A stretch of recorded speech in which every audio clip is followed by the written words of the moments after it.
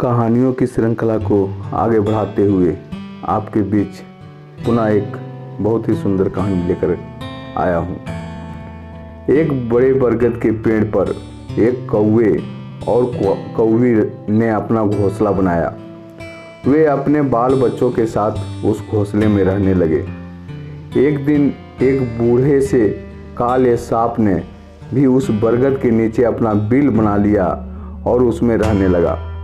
काले सांप का इतना निकट रहना कौवे कौवी को जरा भी पसंद नहीं था, पर वे कर भी क्या सकते थे। कौवी ने अंडे दिए। कुछ दिनों बाद अंडे में से बच्चे निकले। कौवा और कौवी बड़े प्यार से अपने बच्चों को पालने लगे। एक दिन कौवा और कौवी बच्चों के लिए खाना लाने के लिए बाहर चले गए। काला सांप पेड़ पर चढ़ गया। उसने उनके बच्चों को मारकर खा लिया। कौवा और कौवी जब लौटे और अपने बच्चों को नहीं पाया तो बहुत दुखी हुए। उन्होंने सारे जानवरों और चिड़ियों से पूछा, लेकिन कोई भी नहीं बता सका कि बच्चे कहाँ गायब हो गए। दोनों खूब रोए। फिर दोनों ने तय किया कि अगली बार बच्चों को कभी अकेला नहीं छोड़ेंगे। कई महीने बीत गए। कौवे ने फिर से अंडे दिए। अंडों में से बच्चे निकले। इस बार कौवा और कौवी बच्चों को खूब रखवाली करते। एक दाना लाने जाता तो दूसरा बच्चे के पास ही रहता। एक दिन कौवी ने देखा कि वही बूढ़ा काला सांप धीरे धीरे रेंगता हुआ पेड़ पर चढ़ रहा है। वह सांप को भगाने के लिए जोर जोर से काँव काँव करने लगी, लेकिन सांप पर इसका कोई असर नहीं हुआ। वह पेड़ पर चढ़ गया और बच्चों को फिर मारकर खा गया। कौवी बहुत रोई। उसके आंसू रुकते ही नहीं थे। उसका रोना धोना सुनकर बहुत सारे कौवे वहां आ पहुंचे। सबने मिलकर सांप पर हमला करना चाह रहा था, पर सांप अपने बिल में घुस गया। शाम को कौवा जब लौटा और उसने सुना कि काला सांप फिर बच्चों को खा गया तो वह बहुत दुखी हुआ। सिसकते हुए कौवी ने कहा कि अब हम लोग इस पेड़ को छोड़कर कहीं और चलते हैं। इस काले सांप के पड़ोस में रहना ठीक नहीं है। बच्चों के मारे जाने के बाद कौवा भी बहुत दुखी था। उसने कौवी को बहुत समझाया, पर कौवी ने एक न सुनी। वह काले सांप के पड़ोस में रहने को एकदम राजी ना थी। कौवे ने कहा, हम इतने सालों से यहाँ रह रहे हैं। अपने पुराने घर को छोड़ते हुए मुझको बहुत तकलीफ लग रहा है। कौवी ने कहा, सो तो ठीक है, पर इस दुष्ट सांप से हमें कौन बचाएगा।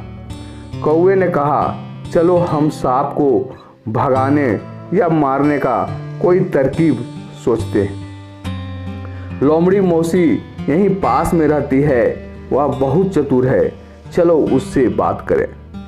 कौवी ने कौवे की बात मान ली। दोनों लोमड़ी के पास गए और उसे सारी बात बताई। वे बोले, हमारी मदद करो मौसी, इस सांप से हमें बचाओ, नहीं तो हमें अपना घर छोड़कर कहीं दूर जाना पड़ेगा। लोमड़ी ने कुछ देर सोचकर कौवे से कहा, तुम दोनों को अपना घर नहीं छोड़ना पड़ेगा। तुम दोनों बहुत दिनों से यहाँ रह रहे हो। मैंने सांप को मारने का एक बहुत अच्छी तरकीब सोची है। कल सवेरे महल से राजकुमारी नदी में नहाने जाएगी। पानी में घुसने के पहले वे अपने गहने कपड़े उतार कर किनारे में रख देंगी। उसकी रखवाली करने के लिए उसके साथ नौकर चाकर भी होंगे। तुम दोनों पहले देख आना कि वे गहने कहाँ रखती है। जब कोई देख ना रहा हो तो कौवी उनमें से एक मोती का हार उठाकर उड़ जाएगा। तुम पीछे पीछे काँव काँव करते हुए उड़ना, खूब जोर से शोर मचाना, जिससे नौकर चाकर उसे हार लेकर उड़ते हुए देख ले। वह तुम्हारा पीछा करेंगे। हार काले सांप के बिल में गिरा देना, फिर देखना क्या होता है। कौवे ने लोमड़ी की बात मान गई। दूसरे दिन सवेरे कौवा नदी के किनारे जा पहुंचा। थोड़ी देर में राजकुमारी वहां आई। उसके साथ नौकरानियां भी थी। राजकुमारियों ने अपने गहने कपड़े उतार कर पानी में नहाने के लिए उतर गई। कौवा और कौवी देख रहे थे।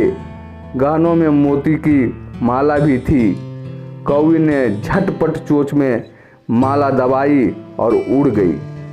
कांव कांव करता हुआ कौवा भी उसके पीछे पीछे उड़ चला। नौकरों ने कौवी को माला उठाते देख लिया। उन्होंने शोर मचाया और उसके पीछे पीछे दौड़ने लगा। कौवी ने सांप के बिल में माला गिरा दी और उड़ गई। उड़ने के बाद नौकरों ने सांप के बिल में माला को गिरते देख लिया। वे डंडों से बिल में से हार निकालने का प्रयास करने लगा, मगर सांप को यह छेड़छाड़ अच्छी नहीं लगी। उसे बहुत गुस्सा आया। वह बिल के बाहर निकल आया और फन फैलाकर उसे डसने के लिए लपका। नौकरों ने सांप को घेर लिया और लाठियों से पीट पीट कर मार डाला। फिर वे माला लेकर चले गए। कौवा और कौवी पेड़ में से यह सब तमाशा देख रहे थे। उन्होंने जब देखा कि उसका दुश्मन काला सांप मारा गया है, तब उन्होंने सुख की चैन से सांस ली। कौवा और कौवी अपने पुराने घर में सुख से रहने लगे। हमेशा लोमड़ी का गुणगान करते रहे। तो दोस्तों, कहानी अगर आपको अच्छी लगी हो तो हमारे चैनल को सब्सक्राइब करें, लाइक करें, शेयर करें। धन्यवाद।